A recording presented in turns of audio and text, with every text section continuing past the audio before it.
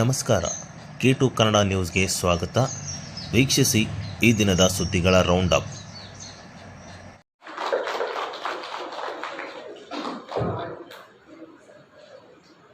ಅರ್ಹ ಶಿಕ್ಷಕರು ಹೆಚ್ಚಿನ ಆಸಕ್ತಿ ವಹಿಸಿ ಈಶಾನ್ಯ ಶಿಕ್ಷಕರ ಕ್ಷೇತ್ರದ ಮತದಾರರ ಪಟ್ಟಿಯಲ್ಲಿ ತಮ್ಮ ಹೆಸರನ್ನು ನೋಂದಾಯಿಸಿಕೊಳ್ಳಬೇಕು ಎಂದು ಜಿಲ್ಲಾ ಪಂಚಾಯಿತಿ ಉಪ ಕಾರ್ಯದರ್ಶಿ ಹಲಸಿದ್ದಪ್ಪ ಪೂಜಾರಿ ಅವರು ಹೇಳಿದರು.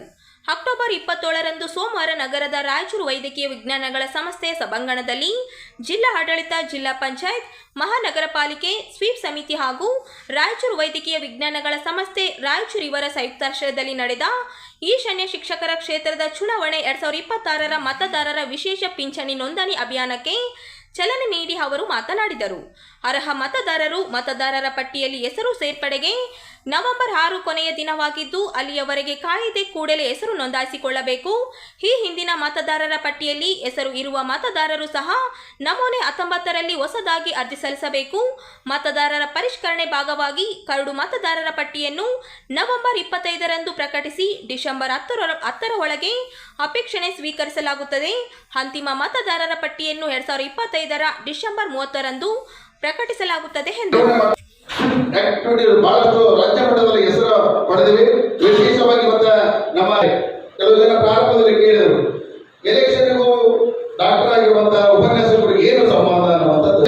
ಮೇಲ್ಪಟ್ಟಂತ ಡಿಗ್ರಿ ಇರ್ಬೋದು, ಸ್ನಾತಕೋತ್ತರ ಇರ್ಬೋದು, ಮೆಡಿಕಲ್ ಕಾಲೇಜ್ ಇರ್ಬೋದು, ಸುತ್ತ ಕನಿಷ್ಠ 3 ವರ್ಷ ಬೋಧನೆ ಮಾಡಿದಂತ ಶಿಕ್ಷಕರು ಅಂದ್ರೆ ಉಪನ್ಯಾಸಕರಿಗೆ ಶಿಕ್ಷಕರ ಕ್ಷೇತ್ರದಲ್ಲಿ ಮತ ಚಲಾವಣೆ ಮಾಡಲು ಹಕ್ಕನ್ನು ಪಡೆದಿರ್ತಾರೆ.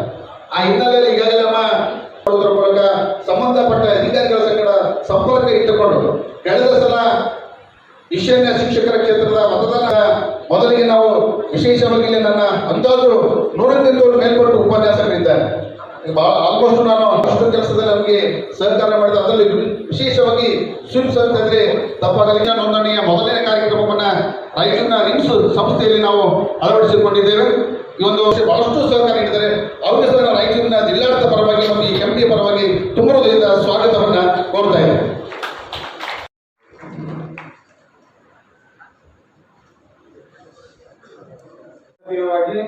ಮತ್ತು ಯಾವಾಗಲೇ ವರ್ಕಿಂಗ್ ಮೋಡ್ ಅಂತಿದ್ರೆ ವರ್ಕಿಂಗ್ ಮೋಡ್ ಇರ್ತಕ್ಕಂಥ ಒಂದು ವ್ಯವಸ್ಥೆಯಲ್ಲಿ ಇರ್ತಕ್ಕಂಥ ಒಂದು ಮೇಲ್ಪದರಲ್ಲಿ ನೀವು ಕಂಡುಬರ್ತೇವೆ. ಆ ಉದ್ದೇಶಕ್ಕಾಗಿ ನಮ್ಮ ಈಗ ನಡೆದಿರ್ತಕ್ಕಂಥ NSC ಎಲೆಕ್ಷನ್ ಅಂದ್ರೆ ಒಂದು ಬುದ್ಧಿವಂತನ ಮೇಲ್ಪಡೆ ಎಕ್ಸಾಮಿಗೆಲ್ಲ ಹಿಂಗ ಗೊತ್ತಿರ್ಬೋದು, ಎಲ್ಲ ಹೈ ರ್ಯಾಂಕಿಂಗ್ ಬಂದಿರ್ತೀವಿ ನಾವು. ಹೈ ರ್ಯಾಂಕಿಂಗ್ ಅಂದ್ರೆ IQ ಜಾಸ್ತಿ ಇದೆ ನಿಮ್ಮ ಕಡೆ. ಅದಕ್ಕೆ ವಿಶೇಷವಾಗಿ ಅಂದ್ರೆ ವಿಶೇಷ ವ್ಯಕ್ತಿಯನ್ನ ನಮ್ಮ MSC ಕ್ಷೇತ್ರಕ್ಕೆ, ಅದರಲ್ಲಿಯೂ ನಮ್ಮ ಈಶಾನ್ಯ ಕರ್ನಾಟಕ ಭಾಗದಲ್ಲಿ ಒಬ್ಬ ಅತ್ಯುತ್ತಮವಾದ ವ್ಯಕ್ತಿಯನ್ನ ಚುನಾವಣೆಯಲ್ಲಿ ಒಂದು MLC ಆಯ್ಕೆ ಮಾಡಲಿಕ್ಕೆ ಇದರಿಂದ ಸಾಧ್ಯತೆ ಇದೆ ಅನ್ನೋ ಉದ್ದೇಶದಿಂದ ಒಂದು ಆಯ್ಕೆ ಮಾಡಿಕೊಂಡಿದ್ದು. ಎರಡನೇದು, ನೀವು 100% ನಮ್ಮಲ್ಲಿ ನೋಂದಣಿ ಮಾಡಿಕೊಂಡು 100% ಮತದಾನ ಮಾಡಬೇಕು ಅನ್ನೋ ಉದ್ದೇಶದಿಂದ ಈಗ ನಮ್ಮ ಇಡೀ ನಮ್ಮ ಏನು ಒಂದು 6 ಜಿಲ್ಲೆ ಬರ್ತಾವೆ ಈಶಾನ್ಯ ಕನ್ನಡದಲ್ಲಿ ಅತಿ ಲೋಯೆಸ್ಟ್ ನಮ್ಮದು ಈಗ ಇರೋದೆ, ಇನ್ನೂ ನೋಂದಣಿ ಆಗಿಲ್ಲ. ಆ ಉದ್ದೇಶದಿಂದ ಮಾನ್ಯ RC ಮೇಡಮ್ ಆಯ್ತು, ನಮ್ಮ DC ಸಾಹೇಬ್ ಆಯ್ತು, CO ಸರ್ ಅವರು ಇಮಿಡಿಯೇಟ್ಲಿ ಇಂದು ಮತ್ತು ಇವತ್ತು ಮಿಂಚಿಗೆ ನೋಂದಣಿ ಕಾರ್ಯಕ್ರಮ ಸ್ಟಾರ್ಟ್ ಮಾಡಿದ್ದು.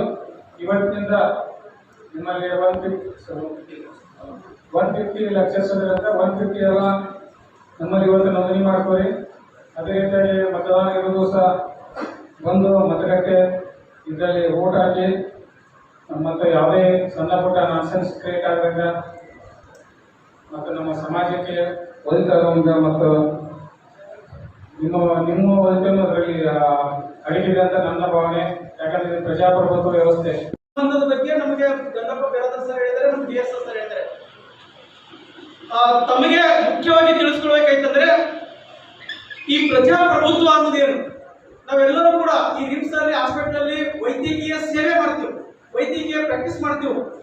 ಜೊತೆಗೆ ನಮ್ಮ ಮೇಲೆ ಒಂದು ಆಡಳಿತ ವ್ಯವಸ್ಥೆ, ನಮ್ಮ ಮೇಲೆ ಅಧಿಕಾರ ಚಲಾಯಿಸ್ತದೆ ಅನ್ನೋದು ಗೊತ್ತಿರ್ಬೇಕು ನಿಮಗೆ. ಯಾವ ತರ ನಿಮ್ಮ ಮೇಲೆ ಆಡಳಿತ ವ್ಯವಸ್ಥೆ, ರಾಜಕೀಯ ಅಧಿಕಾರವನ್ನು ನಿಮ್ಮ ಮೇಲೆ ಚಲಾಯಿಸ್ತಾರೆ ಅಂದ್ರೆ ಆ ರಾಜಕೀಯ ವ್ಯವಸ್ಥೆಗೆ ಬಲ ಕೊಟ್ಟವರು ಯಾರು, ಆ ರಾಜಕೀಯ ವ್ಯವಸ್ಥೆಯನ್ನ ನಿಮ್ಮ ಮೇಲೆ ಆಡಳಿತ ಮಾಡಕ್ಕೆ ತಂದವರು ಯಾರು. ಹಾಗಾಗಿ ಇಲ್ಲಿ ಪ್ರಜ್ಞಾವಂತರಾದ ನಾವು, ಇದು ಶಿಕ್ಷಕರ ಮತಕ್ಷೇತ್ರ. ಇದು ಪ್ರಜ್ಞಾವಂತರ ಬುದ್ಧಿವಂತರ ಮತಕ್ಷೇತ್ರ. ಇಲ್ಲಿ ಪ್ರಜ್ಞಾವಂತರನ್ನು ಮಾತ್ರ ಆಯ್ಕೆ ಮಾಡಕ್ಕೆ ಸಾಧ್ಯ. ನಾವು ಇವತ್ತು MLA ಆಯ್ಕೆ ಮಾಡ್ತೀವಿ, MP ಆಯ್ಕೆ ಮಾಡ್ತೀವಿ. MP ಆಯ್ಕೆ ಮಾಡಿದಾಗ ದೇಶದ ವ್ಯವಸ್ಥೆಯಲ್ಲಿ ಹೋಗ್ತಾರ, MLA ರಾಜ್ಯ ವ್ಯವಸ್ಥೆ ಹೋಗ್ತಾರೆ. ಇಲ್ಲಿ MLC ಆಯ್ಕೆ ಮಾಡುವಂತ ಅಧಿಕಾರ ಈ ರಾಜ್ಯದಲ್ಲಿರುವಂತ ಶಿಕ್ಷಕರು ಅಂದ್ರೆ ಟೀಚಿಂಗ್ ಮಾಡೋರು, ಇವನ್ ಮೆಡಿಕಲ್ ಇರಲಿ, ಇಂಜಿನಿಯರಿಂಗ್ ಇರಲಿ, ಪ್ರೌಢಶಾಲೆ ಇರಲಿ, ಪ್ರೌಢಶಾಲೆಯಲ್ಲಿ ಮೇಲ್ಪಟ್ಟ ಇರುವಂತ ಎಲ್ಲಾ ಶಿಕ್ಷಕ ಬಂಧುಗಳು ಮತದಾರರಾಗಿರ್ತಾರ. ಅವರು ಈ ಶಿಕ್ಷಕರ ಕ್ಷೇತ್ರದ ಪ್ರತಿನಿಧಿಯನ್ನು ಆಯ್ಕೆ ಮಾಡ್ತಾರೆ.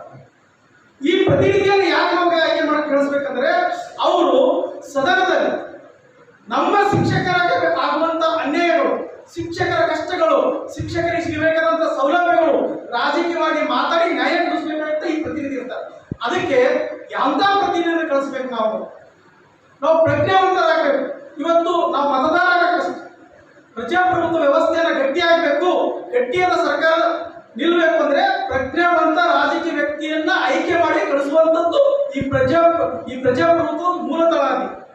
ಹಾಗಾಗಿ ಇವತ್ತು ನಾವು ನಮ್ಮ ವ್ಯವಸ್ಥೆಯಲ್ಲಿ ಇರ್ತೀವಿ, ನಮ್ಮ ಉದ್ಯೋಗಕ್ಕೆ ನಮ್ಗೆ ಯಾಕೆ ಬೇಕು ಅಂತೀವಿ, ಗೆದ್ದು ನಮ್ಮ ಮೇಲೆ ಅಧಿಕಾರ ಚಲಿಸಿದಾಗ ಅವಾಗ ಗೊತ್ತಾಗ್ತದೆ ನಮಗೆ. ಅದಕ್ಕೆ ದಯವಿಟ್ಟು ಹೇಳ್ಕೊಡ್ತಾ ನಾನೊಂದು ಮಾತನ್ನು ಮುಗಿಸಿದ್ದೀನಿ. Respected staff, my dear colleagues, friends, please get registered today, and if you want to get it done, you should run around the district authorities. They have come here and they will do the registration. Please get it done. Thank you, Ananda.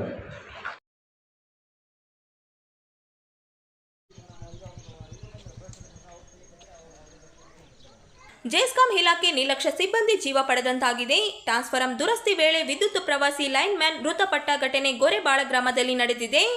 Raichur ಜಿಲ್ಲೆಯ ಲಿಂಗಸ್ಗೂರು ತಾಲೂಕಿನ ಗೊರೆಬಾಳ ಗ್ರಾಮದಲ್ಲಿ ಈ ಚಲನ ಗ್ರಾಮದ ನಾಗರಾಜ್ ಡೊಳ್ಳಿನ 30 ವಿದ್ಯುತ್ ಪ್ರವಾಸಿ ಮೃತಪಟ್ಟ ದುದರ್ವಿ ಗೊರೆಬಾಳ ಗ್ರಾಮಕ್ಕೆ ಟಿಸಿ ದುರಸ್ತಿಗೆ ತೆರಳಿದ್ದ ವೇಳೆ ವಿದ್ಯುತ್ ಪ್ರವಾಹಿಸಿದೆ. ಲಿಂಗಸ್ಗೂರು ಪೊಲೀಸ್ ಠಾಣೆಯಲ್ಲಿ ಪ್ರಕರಣ ದಾಖಲು.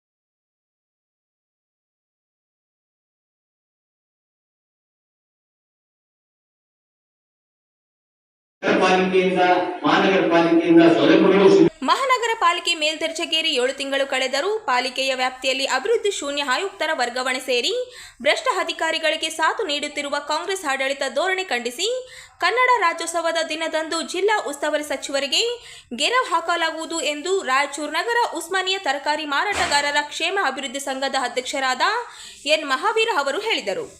ಅವರಿಂದು ನಗರದ ಸುದ್ದಿಗಾರರೊಂದಿಗೆ ಮಾತನಾಡುತ್ತಾ ಜಿಲ್ಲಾ ಉಸ್ತುವಾರಿ ಸಚಿವರಿಂದ ಜಿಲ್ಲೆ ಸಾಮಗ್ರಿ ಅಭಿವೃದ್ಧಿಯಿಂದ ಕುಂಠಿತಗೊಂಡಿದೆ, ಯಾವುದೇ ಅಭಿವೃದ್ಧಿ ಕೆಲಸ ನಡೆಯುತ್ತಿಲ್ಲ, ಎಲ್ಲ ಸರ್ಕಾರಿ ಕಚೇರಿಗಳಲ್ಲಿ ಭ್ರಷ್ಟಾಚಾರ ತಾಂಡವಾಡುತ್ತಿದೆ ಎಂದು ಆರೋಪಿಸಿದರು. ಮಹಾನಗರ ಪಾಲಿಕೆ ಮೇಲ್ದರ್ಜೆಗೇರಿ 7 ಅಧಿಕ ಅವಧಿ ಕಳೆದರೂ ಪಾಲಿಕೆಯಲ್ಲಿ ಯಾವುದೇ ಬದಲಾವಣೆ ಆಗುತ್ತಿಲ್ಲ. ನಗರಸಭೆ ಇದ್ದಾಗ ಆದರೂ ಸುಗಮವಾಗಿ ಕೆಲಸ ಕಾರ್ಯ ನಡೆಯುತ್ತಿತ್ತು. ಆದರೆ ಈಗ ಸಾರ್ವಜನಿಕರು ನಿತ್ಯ ಪಾಲಿಕೆಗೆ ಅಲೆದಾಡುವಂಥ ಗಂಭೀರ ಸ್ಥಿತಿ ಇದೆ ಎಂದು ಅವರು ಆರೋಪಿಸಿದರು. ಈಗಾಗಲೇ ನಾವು ಹಲವಾರು ಬಾರಿ ಏನಂತಂದ್ರೆ ಮೆಮೊರಂಡಮ್ ಕೊಟ್ಟಿದ್ದೀವಿ, ಮನವಿ ಪತ್ರಗಳು ಕೊಟ್ಟಿದ್ದೀವಿ, ನಮ್ಗೆ ಗೊತ್ತಿರ್ತಕ್ಕಂಥ ವಿಷಯ. ಈಗ ಪಾಲಿಕೆ ಆಯುಕ್ತರು ಸಮಯಕ್ಕೆ ಸರಿಯಾಗಿ ಬರೋದಿಲ್ಲ ಮತ್ತು ಫಲಕಗಳು ಅಳವಡಿಸಿಲ್ಲ ಅಂತೇಳಿ ಹೇಳಿದ್ರೆ ನಾನು ಈಗಲೇ ಹೇಳ್ತೀನಿ ಅಂತ ಹೇಳಿದ್ರು. ಇದುವರೆಗೆ ಹೇಳಿಲ್ಲ ಅವರು ಜಿಲ್ಲಾಧಿಕಾರಿ. ಯಾಕೆ ಹೇಳಿಲ್ಲ ಏನಿಲ್ಲ ಏನಂತಂದ್ರೆ ದೇವರಿಗೆ ಗೊತ್ತು. ಜಿಲ್ಲೆಯಲ್ಲಿ ಆಡಳಿತ ಮಾತ್ರ ಏನಂತಂದ್ರೆ ಯಾವ ಸರ್ಕಾರ ಇದೆ, ಯಾವ ಜಿಲ್ಲಾ ಉಸ್ತುವಾರಿ ಸಚಿವರಿದ್ದಾರೆ, ಈ ಮಹಾನಗರ ಪಾಲಿಕೆಯಲ್ಲಿ ಇವನು ಆಡಳಿತ ಮಂಡಳಿ ಇದೆ, ಒಂದು ಕೆಲಸನೂ ಆಗ್ತಾ ಇಲ್ಲ. ಅದು ತಮ್ಮೆಲ್ಲರೂ ಗೊತ್ತಿರ್ತಕ್ಕಂಥ ವಿಷಯ. ನಾವು ಈ ಮಹಾನಗರ ಪಾಲಿಕೆ ಯಾಕಾದ್ರೂ ಆಗಿದೆಪ್ಪ ಅಂತೇಳಿ ಅನಿಸ್ತದೆ. ಯಾಕಂತಂದ್ರೆ ಇದು ಮಹಾನಗರ ಪಾಲಿಕೆ ಆಗ್ಬಿಟ್ಟது. ಅವರು ಹೇಳ್ತಾರ ಪಾಲಿಕೆ ಆಯುಕ್ತರು ಹಿಂದೇನು ಕೂಡ ಹೇಳಿದ್ವಿ, ರಾಯಚೂರು ನಗರವನ್ನು 200 ಮಾಡ್ತೀನಿ ಅಂತ ಹೇಳಿ ನಿಮ್ ಕೈಲಿ ಏನೂ ಆಗಂಗಿಲ್ಲ ಸ್ವಾಮಿ. ಮೊದಲನೇದಾಗಿ ಏನಂತಂದ್ರೆ ತಾವು ಅಧಿಕಾರ ವಹಿಸಿಕೊಂಡು ಕೂಡ ಒಬ್ಬ ದಕ್ಷ ಆಡಳಿತ ಅಧಿಕಾರಿ ಏನಾದರೂ ಕೆಲಸಗಳಾಗ್ತಾವ ಅಂತೇಳಿ ಈ ರಾಯಚೂರಿನ ನಗರದ ಜನತೆ ಬಹಳ ತಮ್ಮ ಮೇಲೆ ವಿಶ್ವಾಸ ಇಟ್ಕೊಂಡಿದ್ರು. ಅದೇನೂ ಆಗಿಲ್ಲ. ಈ ಖಾತ ಬಿ ಖಾತ ತಮ್ಗೆ ಗೊತ್ತಿದೆ. ಒಬ್ಬೊಬ್ರು ಏನಂತಂದ್ರೆ ತಮ್ಮ ಈ ಖಾತ ಪಡ್ಕೊಳ್ಳೋ ಸಲುವಾಗಿ 4-5 ತಿಂಗಳು ತಿರುಗಾಡಿದ್ರು ಕೂಡ ಇದುವರೆಗೆ ಏನಂತಂದ್ರೆ ಅವ್ರಿಗೆ ಈ ಖಾತ ಬಿ ಖಾತ ಸಿಕ್ಕಿಲ್ಲ. ಬೇರೆಯಿಂದ ಏನಂತಂದ್ರೆ ಸ್ವಚ್ಛತೆ ನೀವೆಲ್ಲ ನೋಡ್ತಾ ಇದ್ದೀರಿ.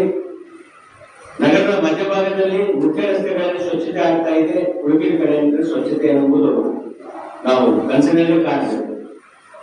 ಅದಾದ ನಂತರ ಏನಂತಂದ್ರೆ ಕಾನೂನು ಬಾಹಿರ ತರಕಾರಿ ಮಾರುಕಟ್ಟೆ ನಡೀತಾ ಇದೆ ಅಂತೇಳಿ ಕಳೆದ 4 ವರ್ಷಗಳಿಂದ 5 ವರ್ಷಗಳಿಂದ ಹೇಳ್ತಾನೆ ಬರ್ತಾ ಇದ್ದೀವಿ. ಅದನ್ನ ತೆರವುಗೊಳಿಸಿದವರು ಇಂದಿನ ಜಿಲ್ಲಾಧಿಕಾರಿಗಳಾದಂತಹ ಚಂದ್ರಶೇಖರ್ ನಾಯಕ್ ಅವರು. ಅವರು ಏನಂತಂದ್ರೆ ಕಾನೂನು ಪ್ರಕಾರನೇ ಅಲ್ಲಿ ಏನ್ ನಡೀತಾ ಇದೆ ಏನಿಲ್ಲ ಅಂತ ಹೇಳಿ ಎಂ ಸರ್ಕಾರದಿಂದ ಅದನ್ನ ತೆರವುಗೊಳಿಸಿದ್ರು. ಇವರು ಕೋರ್ಟಿಗೆ ಹೋದ್ರು. ಕೋರ್ಟ್ನಲ್ಲಿ ಕೇಸ್ ಏನಂತಂದ್ರೆ ಪ್ರಕರಣ ವಜಾ ಆಯ್ತು. ತದನಂತರ ಏನಂತಂದ್ರೆ ಈ ಪುಣ್ಯಾತ್ಮ ರವೀಂದ್ರ ಜಲ್ಲಾರ್ ಬಿಜೆಪಿಯ ಕಾರ್ಯದರ್ಶಿ, ಪ್ರಧಾನ ಕಾರ್ಯದರ್ಶಿ, ಮೋಸ ವಂಚನೆ ಮಾಡುವ ಒಬ್ಬ ವ್ಯಕ್ತಿ ಅಲ್ಲಿಂದ ಎಂ ಸರ್ಕಲ್ನಿಂದ ಹೋಗಿ ನಂತರ ಸುಳ್ಗಾಡಿನಲ್ಲಿ ತರಕಾರಿ ಮಾರ್ಕೆಟ್ ಹಾಕಿದರು. ಅಲ್ಲಿ ಏನಂತಂದ್ರೆ 2024-25 ಟೆಂಡರ್ ಆಗಲಿಲ್ಲ. ಆ ಹಣ ಹಾಗೆ ವಸೂಲು ಮಾಡಿಕೊಂಡು ಚಿಂತಾ ಇದ್ದಾರೆ. ತಾವುಗಳು ಕೂಡ ಹಿಂದೆ ಪ್ರಶ್ನೆ ಕೇಳಿದ್ರೆ ಆ ಹಣ ಯಾರಿಗೆ ಹೋಗ್ತಾ ಇದೆ ಅಂತ ಹೇಳಿ. ಹಿಂದೆ ಏನಂತಂದ್ರೆ ಅದರ ಪಾಲುದಾರ ಘೋಷಿತಯ್ಯ ಮತ್ತು ರವೀಂದ್ರ ಜಲ್ಲಾರ್, ಆ ಒಂದು ಪ್ರೈವೇಟ್ ಕಟ್ಟಡ ಮಾಲೀಕ ಅವರೆಲ್ಲರೂ ಏನಂತಂದ್ರೆ ಹಣ ತಿಂದರು. ಸ್ವಾಮಿ ಪಾಲಿಕೆಗೆ ಏನಂತಂದ್ರೆ ಕಳೆದ 4-5 ವರ್ಷಗಳಿಂದ 1 ಕೋಟಿ ನಷ್ಟ ಆಗ್ತಾ ಇದೆ. ಏನ್ ಮಾಡ್ತಾ ಇದ್ರು ಪಾಲಿಕೆ ಆಯುಕ್ತರೇ ನೀವು? ನಾವು ಹೇಳಿದ್ವಿ ಇವರು ಅಧಿಕಾರ ವಹಿಸಿಕೊಂಡ ನಂತರ 25-26 ಟೆಂಡರ್ ಆದ್ರೂ ಕೈರಿ ಅಂತ ಹೇಳಿ.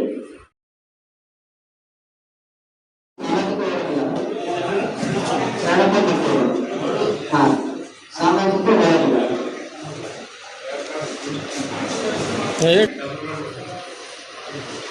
ಬಾಲಕಿಯರ ವಸತಿ ನಿಲಯ ಇದೆ.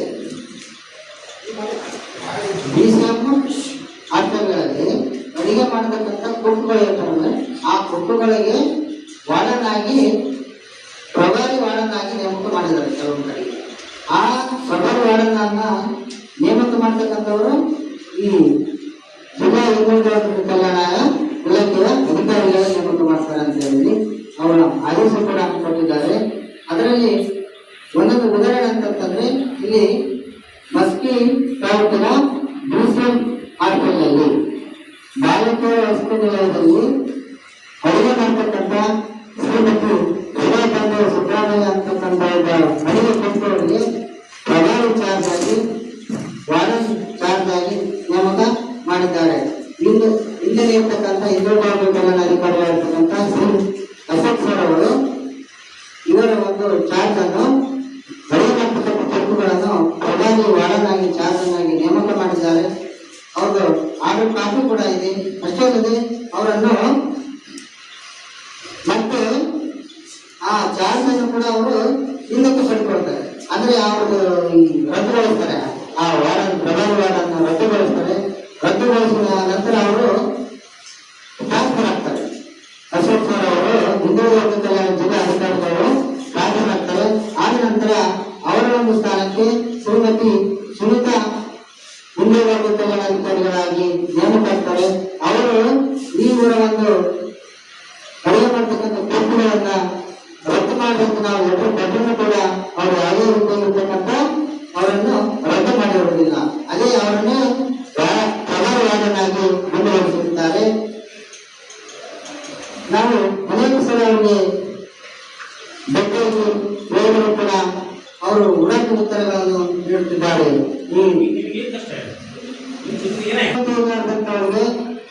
ವಾರ್ಡನ್ ಪ್ರಭಾವಿ ವಾರ್ಡನ್ ಆಗಿ ನೇಮಕ ಮಾಡ್ತಾರೆ. ವಿದ್ಯಾರ್ಥಿಗಳಿಗೆ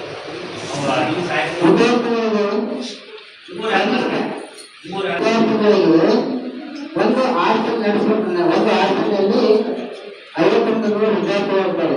ಆ ವಿದ್ಯಾರ್ಥಿಗಳನ್ನು ಮೇಂಟೈನ್ ಮಾಡಬೇಕಾದ್ರೆ ಅವ್ರಿಗೆ ಕನಿಷ್ಠ ವಿದ್ಯಾರ್ಥಿಗಳು ವಾರ್ಡನ್ ಅಂತಂದ್ರೆ ಅವರಿಗೆ ಕನಿಷ್ಠ 7 ವಿದ್ಯಾರ್ಥಿಯನ್ನು ಹೇಳ್ತಾರೆ.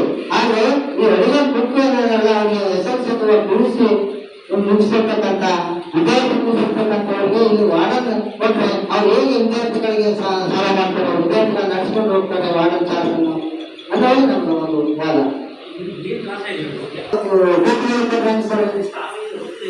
ಇದ್ದಾರೆ ಸರ್, ಬೇರೆ ಇದ್ದಾರೆ, ಅವ್ರು ಬಂದಂತ ಒಬ್ಬೊಬ್ಬರನ್ನೇ 2-3 ಹಾಸ್ಟೆಲ್ ಕೊಡ್ಬೋದಲ್ಲ ಸರ್. ಮತ್ತೆ ಅವ್ರಿದ್ರು ಕೂಡ